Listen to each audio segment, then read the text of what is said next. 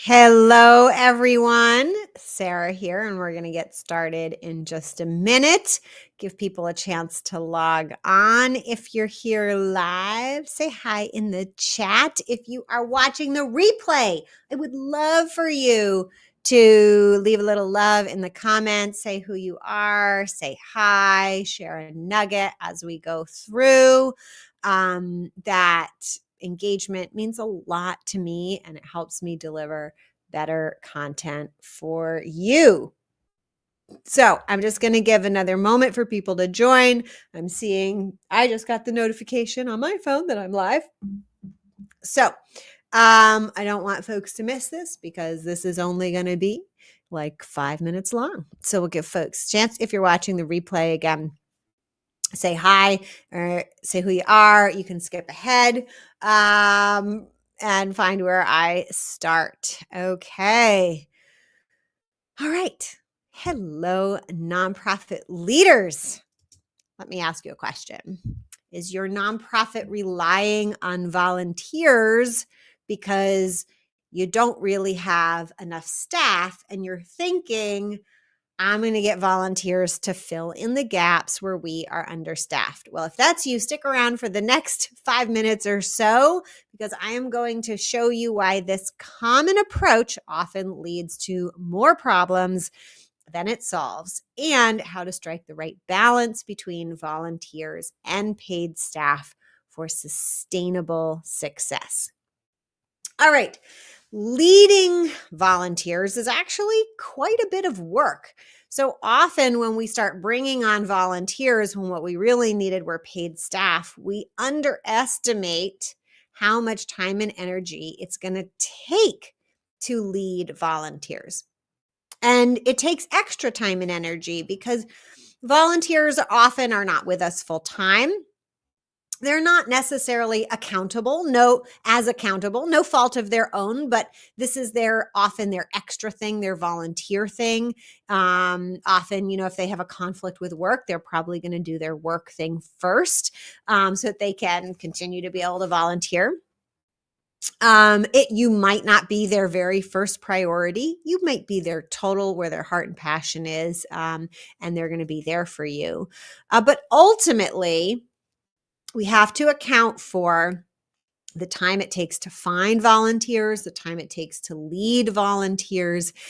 And usually what I see happen is organizations say, we don't have enough money to pay for the staff that we really need, so we're going to have volunteers do that.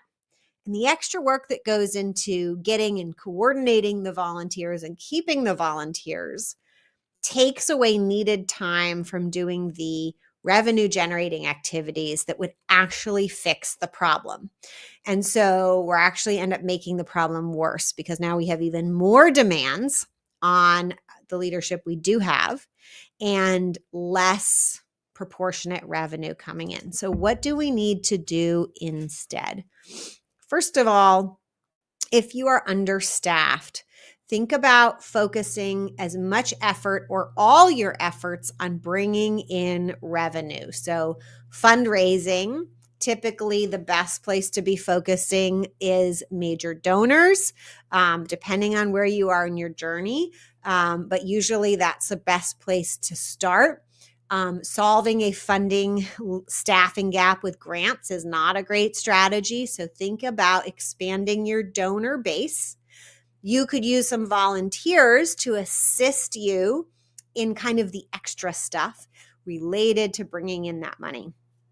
Once you bring in that money, then you can hire the staff that you need. But don't forget to, as I like to say, keep your money pie and your mission pie in balance, right?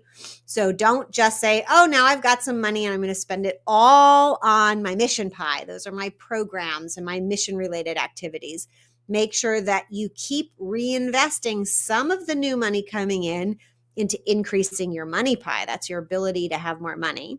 And that you then also invest in your mission pie when there's enough to do that, so that you're keeping your money pie just a little bit bigger than your mission pie, but you're growing both at the same time. When it comes to having volunteers, and volunteers are a great asset that the nonprofit space has, I want you to think about using your volunteers for the nice to haves instead of the core necessities. So maybe you have an office with a busy office receptionist person.